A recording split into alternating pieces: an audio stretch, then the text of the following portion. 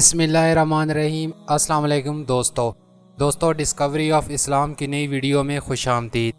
हज़रत इमाम हुसैन अलैहिस्सलाम की शहादत। अल्लाह के नबी हज़रत मोहम्मद सल्लल्लाहु अलैहि वसल्लम को अपने दोनों नवासों हज़रत इमाम हसन और इमाम हुसैन अलैहिस्सलाम से बहुत मोहब्बत थी। आप सल्लल्लाहु अलैहि वसल्लम ने इन दोनों शहज़ादों की शान को ख़ुद बयान फरमाया ताकि उम्मत को अंदाज़ा हो सके कि ये दोनों भाई किस अज़मत और शान, मकाम और मर्तबा के हैं। कई अहादीस में इन शहज़ादगान रसूल की शान में हैं।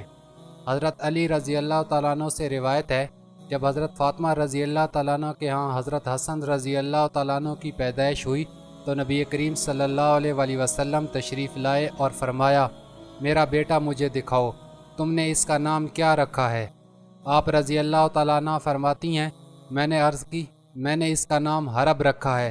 तो आप सल्लल्लाहु अलैहि वसल्लम ने फरमाया, नहीं बल्कि ये तो हसन है। तो जब हज़रत हुसैन रज़ी अल्लाह तआला अन्हु की विलादत हुई तो रसूल अकरम सल्लल्लाहु अलैहि वसल्लम फिर तशरीफ़ लाए और फरमाया, मुझे मेरा बेटा दिखाओ, तुमने इसका नाम क्या रखा है? आप रज़ी अल्लाह तआला अन्हा फरमाती हैं कि मैंने कहा, मैंने इसका नाम हरब रखा है। तो आप सल्लल्लाहु अलैहि वसल्लम ने फरमाया, नहीं बल्कि ये हुसैन रज़ी अल्लाह तआला अन्हु हैं। फिर जब तीसरे बच्चे की विलादत हुई तो रसूल अकरम सल्लल्लाहु अलैहि वसल्लम तशरीफ़ लाए और फरमाया, मुझे मेरा बेटा दिखाओ, तुमने इसका नाम क्या रखा है? तो मैंने अर्ज़ की, मैंने इसका नाम हरब रखा है। तो आप सल्लल्लाहु अलैहि वसल्लम ने फरमाया, नहीं बल्कि ये मोहसिन हैं। फिर फरमाया, मैंने इनके नाम हारून अलैहिस्सलाम की औलाद शब्बर, शबीर और मुशबर के नाम पर रखे हैं। हज़रत इमरान बिन सुलमान रहमतुल्लाह अलैह बयान करते हैं, हसन रज़ी अल्लाह तआला अन्हु और हुसैन रज़ी अल्लाह तआला अन्हु दोनों जन्नती नामों में से हैं और दौर जालियत में ये नाम किसी के भी ना थे। इमाम अहमद बिन हम्बल रिवायत करते हैं, हज़रत फ़ातिमा रज़ी अल्लाह तआला अन्हा के यहाँ जब हज़रत इमाम हुसैन की विलादत हुई तो उन्होंने बारगाह रिसालत में अर्ज़ की, या रसूल अल्लाह, कम क्या मैं अपने बेटों का अकीका ना करूँ? इरशाद फरमाया, नहीं, पहले इनके बाल उतरवाओ और बालों के वज़न के बराबर चांदी सफ़ा वालों और दूसरे मस्कीनों पर सदका करो। उम्मुल मोमिनीन हज़रत आयशा रज़ी अल्लाह तआला अन्हा फरमाती हैं, नबी करीम सल्लल्लाहु अलैहि वसल्लम इमाम हसन और इमाम हुसैन अलैहिस्सलाम की पैदाइश के 7वें दिन बकरियां अकीके में ज़बह फरमाईं। नबी करीम सल्लल्लाहु अलैहि वसल्लम हसनैन करीमैन से मुतल्लिक़ इरशाद फरमाते हैं, ये दोनों मेरे बेटे हैं, ये दोनों मेरे बेटे हैं और मेरी बेटी के बेटे हैं। ए अल्लाह, तू इन दोनों से मोहब्बत फरमा और जो इनसे मोहब्बत रखे इनको अपना महबूब बना ले। सैयदाने अबू हुरैरा रज़ी अल्लाह तआला अन्हु से रिवायत है, नबी करीम सल्लल्लाहु अलैहि वसल्लम ने इरशाद फरमाया, जिसने हसन और हुसैन से मोहब्बत की उसने दर हकीकत मुझसे मोहब्बत की, और जिसने हसन और हुसैन से बुग़्ज़ रखा उसने मुझसे बुग़्ज़ रखा। हज़रत अब्दुल्ला बिन शदाद रज़ी अल्लाह तआला अन्हु अपने वालिद से रिवायत करते हैं, उन्होंने फरमाया, रसूल अकरम सल्लल्लाहु अलैहि वसल्लम इशा की नमाज के लिए हमारे पास तशरीफ़ लाए, इस हाल में कि आप सल्लल्लाहु अलैहि वसल्लम हज़रत हसन और हज़रत हुसैन रज़ी अल्लाह तआला अन्हु को उठाए हुए थे। फिर नबी करीम सल्लल्लाहु अलैहि वसल्लम आगे तशरीफ़ ले गए और इन्हें बिठा दिया।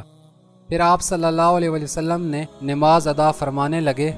आप सल्लल्लाहु अलैहि वसल्लम ने तवील सजदा फरमाया। मेरे वालिद कहते हैं, मैंने सर उठाकर देखा, नबी करीम सल्लल्लाहु अलैहि वसल्लम सजदे में हैं और शहज़ादे आप सल्लल्लाहु अलैहि वसल्लम की पुश्त अनवार पर हैं। मैं फिर सजदे में चला गया।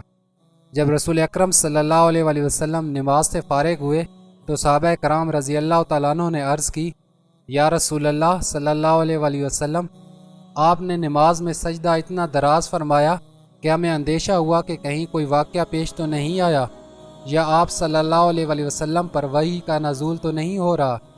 नबी अकरम सल्लल्लाहु अलैहि वसल्लम ने इरशाद फरमाया, इस तरह की कोई बात नहीं हुई, सिवाय ये कि मेरा बेटा मुझ पर सवार हो गया था। जब तक वो अपनी ख्वाहिश से ना उतरते मुझे उजलत करना नापसंद हुआ। हज़रत अब्दुल्ला बिन बरीदा रज़ी अल्लाह तआला अन्हु फरमाते हैं, उन्होंने हज़रत अबू बरीदा रज़ी अल्लाह तआला अन्हु को फरमाते हुए सुना, नबी अकरम सल्लल्लाहु अलैहि वसल्लम ने हमें खुतबा इरशाद फरमा रहे थे, हसनैन करीमैन सुर्ख धारीदार कमीज़ मुबारक ज़ेब तन किए हुए लड़खड़ाते हुए आ रहे थे। रसूल अकरम सल्लल्लाहु अलैहि वसल्लम मिंबर से नीचे तशरीफ़ लाए اور امام حسن اور امام حسین رضی اللہ تعالیٰ عنہ کو گود میں اٹھا لیا۔ پھر ممبر مقدس پر رونق افزور ہو کر ارشاد فرمایا، اللہ تعالیٰ نے سچ فرمایا، تمہارا مال اور تمہاری اولاد ایک امتحان ہے۔ میں نے ان دونوں بچوں کو دیکھا، سنبھل سنبھل کر چلتے ہوئے آ رہے تھے، لڑکھڑا رہے تھے، مجھ سے صبر نہ ہو سکا، یہاں تک کہ میں نے اپنا خطبہ کو موقف کر کے انہیں اٹھا لیا۔ حضرت امام حسین علیہ السلام کو اسلام میں شہید کا درجہ دیا گیا۔ ان کی شہادت کی کہانی ہر کسی کو رلا سکتی ہے۔ امام حسین علیہ السلام کی یاد میں ہی محرم کے مہینے میں ان کی شہادت کو یاد کیا جاتا ہے۔ آج کی اس ویڈیو میں ہم حضرت امام حسین علیہ السلام کے بارے میں تفصیل سے جانیں گے۔ حضرت امام حسین رضی اللہ تعالیٰ عنہ حضرت محمد صلی اللہ علیہ وسلم کے نواسے اور حضرت علی اور حضرت فاطمہ رضی اللہ تعالیٰ عنہ کے بیٹے تھے۔ حضرت امام حسین رضی اللہ تعالیٰ عنہ کی پیدائش اسلامی کیلنڈر کے حساب سے 3 شعبان سن 4 ہجری اور انگریزی کے حساب سے 8 جنوری 626 عیسوی میں مدینہ میں ہوئی تھی۔ حضرت امام حسین رضی اللہ تعالیٰ عنہ کی 6 اولادیں تھیں، جن کے نام کچھ اس طرح ہیں: امام زین العابدین، علی اکبر، علی اصغر، امام جعفر، فاطمہ صغریٰ بنت حسین، سکینہ بنت حسین۔ حضرت امیر معاویہ کے وصال کے بعد آپ کے بیٹے یزید کو خلافت مل جاتی ہے۔ یزید ایک بدترین اور بدبخت شیطان تھا، شراب پیا کرتا تھا، زنا کیا کرتا تھا۔ یزید کو جب خلافت ملی تو یزید سمجھ گیا کہ میری اس خلافت کو حضرت امام حسین رضی اللہ تعالیٰ عنہ کبھی قبول نہیں کریں گے۔ اسی لیے یزید نے مدینہ کے گورنر ولید بن عقبہ کو خط لکھا اور اس خط میں لکھا کہ حسین بن علی، عبداللہ بن عمر اور عبداللہ بن زبیر رضی اللہ تعالیٰ عنہ کو میری بیعت کو مانیں، اگر وہ نہیں مانتے تو ان پر ظلم و ستم کرنا۔ حضرت امام حسین رضی اللہ تعالیٰ عنہ نے یزید کی بیعت کرنے سے انکار کر دیا، کیونکہ یزید آپ رضی اللہ تعالیٰ عنہ کے نزدیک مسلمانوں کی امامت اور خلافت کے ہرگز لائق نہیں تھا، کیونکہ آپ رضی اللہ تعالیٰ عنہ جانتے تھے یزید فاسق اور فاجر تھا، زنا کیا کرتا تھا، شراب پیا کرتا تھا اور ظالم تھا۔ حضرت امام حسین رضی اللہ تعالیٰ عنہ مدینہ چھوڑ کر مکہ تشریف لے گئے۔ جب آپ رضی اللہ تعالیٰ عنہ کو مکہ شریف میں کوفیوں کے ڈھیر سارے خط آنے لگے، ان خطوں میں لکھا ہوا تھا: اے امام حسین، آپ کوفہ تشریف لے آئیں، یہاں پر یزید کا ظلم و ستم بڑھتا جا رہا ہے، ہم آپ سے بیعت کریں گے، یزید کی بیعت ہمیں ہرگز قبول نہیں۔ آپ رضی اللہ تعالیٰ عنہ نے حالات کو سمجھنے کے لیے اپنے بھائی مسلم بن عقیل رضی اللہ تعالیٰ عنہ کو یہ کہہ کر کوفہ شہر بھیجا کہ جاؤ جا کر وہاں کے حالات معلوم کر کے آؤ، وہاں کے حالات کیسے ہیں۔ حضرت مسلم بن عقیل رضی اللہ تعالیٰ عنہ کوفہ پہنچے تو وہاں کے لوگوں نے بڑے ہی احترام کے ساتھ آپ کا استقبال کیا۔ حضرت مسلم بن عقیل کے ہاتھوں میں 18,000 لوگوں نے بیعت کر لی۔ حضرت مسلم بن عقیل نے اپنے بھائی حضرت امام حسین رضی اللہ تعالیٰ عنہ کے نام ایک خط روانہ کر دیا، اور اس میں آپ رضی اللہ تعالیٰ عنہ نے لکھا کہ یہاں کے حالات بالکل صحیح ہیں اور 18,000 لوگوں نے بیعت بھی کر لی، لہٰذا آپ کو کوفہ جلد سے جلد تشریف لے آئیں۔ جب یزید نے ان لوگوں کو دھمکیاں دی تو لوگ اپنی بات سے مکر گئے اور امام مسلم بن عقیل رضی اللہ تعالیٰ عنہ کو شہید کر دیا۔ کوفہ کے حالات اتنے بدل چکے تھے کہ وہ لوگ جو حضرت امام مسلم بن عقیل رضی اللہ تعالیٰ عنہ سے محبت کا دعویٰ کر رہے تھے، اب وہی لوگ آپ رضی اللہ تعالیٰ عنہ کی جان کے دشمن بن گئے۔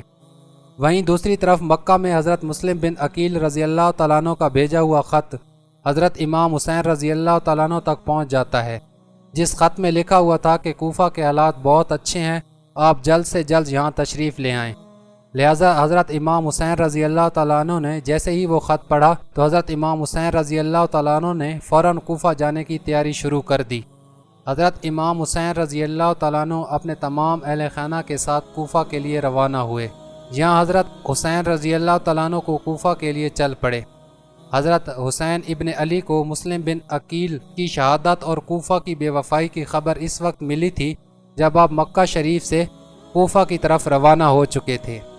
جب آپ رضی اللہ تعالیٰ عنہ کوفہ شہر کے قریب پہنچے تو آپ رضی اللہ تعالیٰ عنہ کو یزیدی فوج نے روکنے کی کوشش کی۔ حضرت امام حسین رضی اللہ تعالیٰ عنہ نے فرمایا، لوگوں کے بلانے پر ہی کوفہ شہر میں آیا ہوں، اگر تم لوگ چاہتے ہو کہ میں کوفہ میں نہ آؤں تو مجھے واپس جانے دو، میں واپس جانے کے لیے تیار ہوں۔ یزیدی فوج نے حضرت امام حسین رضی اللہ تعالیٰ عنہ کو کوفہ شہر میں داخل نہیں ہونے دیا، لہٰذا حضرت امام حسین رضی اللہ تعالیٰ عنہ نے اپنے پورے قافلے کے ساتھ اپنا راستہ بدل لیا۔ چلتے چلتے آپ رضی اللہ تعالیٰ عنہ ایک چٹیل میدان میں پہنچ گئے تو آپ رضی اللہ تعالیٰ عنہ نے ایک شخص سے سوال کیا، یہ کون سی جگہ ہے؟ اس شخص نے کہا، اس جگہ کو کربلا کہا جاتا ہے۔ تو حضرت امام حسین رضی اللہ تعالیٰ عنہ نے اپنے تمام لشکر کو حکم دیا کہ یہیں پر خیمہ لگا دیا جائے، لہٰذا اس طرح حضرت امام حسین رضی اللہ تعالیٰ عنہ کربلا کے میدان میں پہنچے۔ اور ادھر یزیدی فوج کو اس بات کا علم ہوا کہ حضرت امام حسین رضی اللہ تعالیٰ عنہ نے اپنے خیمہ کربلا کے میدان میں لگایا ہوا ہے، تو یزیدی فوج نے بھی فوراً کربلا کے میدان میں پہنچنا شروع کر دیا۔ یزید کی جو فوج کربلا پہنچ رہی تھی، ان کا سپہ سالار ابن سعد کر رہا تھا۔ حضرت امام حسین نے ابن سعد سے کہا، یا تو تم مجھے یزید کے پاس لے چلو یا پھر مجھے اپنے شہر مکہ واپس جانے دو، لیکن ابن سعد نے ان دونوں باتوں میں سے کوئی بھی بات قبول نہیں کی اور وہ حضرت امام حسین رضی اللہ تعالیٰ عنہ کو یزید کی بیعت کرنے پر مجبور کرتا رہا، لیکن آپ نے اس کی ایک بھی بات نہیں مانی۔ ایسے ہی کرتے کرتے دن گزرتے گئے اور 3 محرم کا دن آ گیا۔ اب ظالم یزید نے حضرت حسین رضی اللہ تعالیٰ عنہ کے سامنے 22,000 سپاہیوں کا لشکر بھیج دیا۔ دوسری طرف حضرت امام حسین رضی اللہ تعالیٰ عنہ کے ساتھ 82 لوگ تھے، جن میں عورتیں اور بچے بھی شامل تھے۔ ناظرین، یہاں آپ سوچیں کہ کتنی حیرت کی بات ہے، ظالم یزید کے دل میں حضرت امام حسین رضی اللہ تعالیٰ عنہ کا کتنا ڈر اور خوف تھا کہ 82 لوگوں سے لڑنے کے لیے 22,000 سپاہیوں کا لشکر بھیج دیا، جو حضرت امام حسین رضی اللہ تعالیٰ عنہ کے سامنے 100 گنا سے بھی زیادہ بڑا یزید کا لشکر تھا۔ حضرت امام حسین رضی اللہ تعالیٰ عنہ کے سامنے یزیدی فوج کے حوصلے پست ہو گئے۔ آخر کار انہوں نے یہ فیصلہ کیا کہ حضرت امام حسین رضی اللہ تعالیٰ عنہ کو ہرانا ہے تو ان کا پانی بند کرنا پڑے گا اور تبھی ان کا مقابلہ کیا جا سکتا ہے۔ ایسے ہی کرتے کرتے دن گزرتے گئے اور 7 محرم کا دن آ گیا۔ 7 محرم کو ہی یزیدی فوج نے حضرت امام حسین رضی اللہ تعالیٰ عنہ کے قافلے والوں پر پانی بند کر دیا۔ ناظرین، ہم آپ کو یہاں پر بتاتے چلیں کہ کربلا کے میدان میں پانی کا کوئی بھی انتظام نہیں تھا سوائے نہر فرات کے، لیکن 7 محرم کے دن نہر فرات کا پانی بھی حضرت امام حسین رضی اللہ تعالیٰ عنہ کے قافلے والوں پر بند کر دیا گیا۔ حضرت امام حسین رضی اللہ تعالیٰ عنہ اور ان کے ساتھ موجود تمام جوان لوگ پیاس کو برداشت کرتے رہے، لیکن چھوٹے بچے اور عورتیں پیاس کی وجہ سے برا حال ہو چکا تھا۔ ظالم فوج امام حسن کے گھر والوں اور تمام ساتھیوں کو گھیرے ہوئے تھے۔ انہوں نے یہ طے کیا کہ اب 9 محرم کے دن حضرت امام حسین رضی اللہ تعالیٰ عنہ کو قتل کر دیا جائے۔ حضرت امام حسین رضی اللہ تعالیٰ عنہ نے حضرت عباس سے کہا، عباس جاؤ یزید کی فوج کے پاس اور ان سے کہو ہمیں 1 رات اللہ کی عبادت کرنے کے لیے دی جائے۔ جب حضرت عباس نے 1 رات کی مہلت کے لیے کہا تو انہوں نے آپ کی بات مان لی۔ جب تک 9 محرم کی تاریخ آئی تب تک حضرت امام حسین کو یہ یقین ہو چکا تھا کہ یزید کی فوج کا مقصد صرف اور صرف اب مجھے شہید کرنا ہے، اس کے علاوہ یزید کچھ بھی کرنے کے لیے تیار نہیں ہے۔ اس لیے حضرت امام حسین رضی اللہ تعالیٰ عنہ نے 9 محرم کی رات میں اپنے تمام خیمے والوں کو ایک جگہ پر اکٹھا کیا اور آپ نے کہا کہ یہ بات تو طے ہو چکی ہے کہ یہاں پر موجود سبھی لوگ 2 دنوں کے اندر شہید کیے جائیں گے، اس لیے یہاں پر موجود آپ میں سے جو بھی واپس لوٹنا چاہتا ہے وہ لوٹ سکتا ہے۔ حضرت امام حسین رضی اللہ تعالیٰ عنہ نے فوراً خیمے میں جلے دیے بجھا دیے، یعنی ان دیووں کو بند کر دیا اور اندھیرا کروا دیا تاکہ جو بھی جانا چاہے وہ بلا جھجک چلا جائے۔ تھوڑی دیر کے بعد جب دیووں کو دوبارہ جلایا گیا تو سارے کے سارے لوگ بیٹھے آنسو بہا رہے تھے، یعنی کوئی بھی حضرت امام حسین رضی اللہ تعالیٰ عنہ کو اکیلا چھوڑ کر جانے کو تیار نہیں تھا۔ ناظرین، آخر کار 10 محرم کا دن آیا اور حضرت امام حسین رضی اللہ تعالیٰ عنہ اور یزیدی فوج کے بیچ جنگ شروع ہو گئی۔